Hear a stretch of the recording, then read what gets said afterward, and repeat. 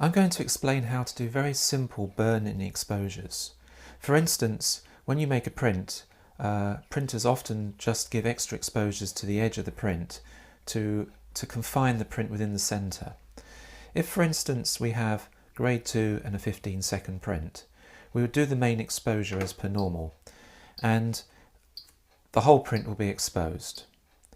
And when it gets to the end of that, you might wish to deliberately add, say, a quarter of a stop to each side and reinforce the edges or the base of a print to make it look better.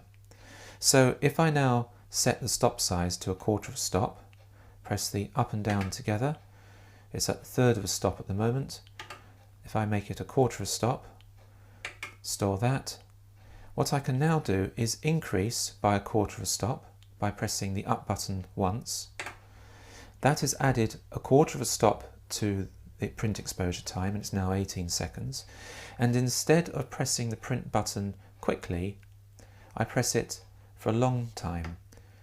And it says the word diff for difference, and when I release it, it will now just print the difference between the main exposure and the burn-in exposure.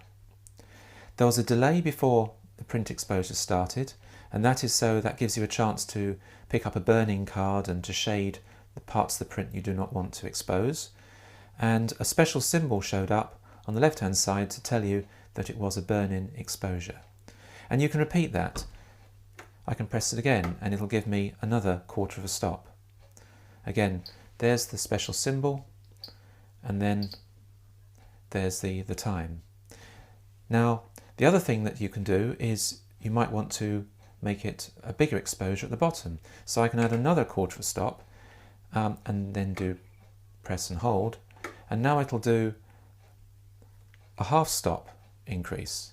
So it's using the base exposure, the main exposure as the baseline, and it's adding exposure to it in the way that you define by these up and down buttons. And that's how to do a very simple burn-in exposure.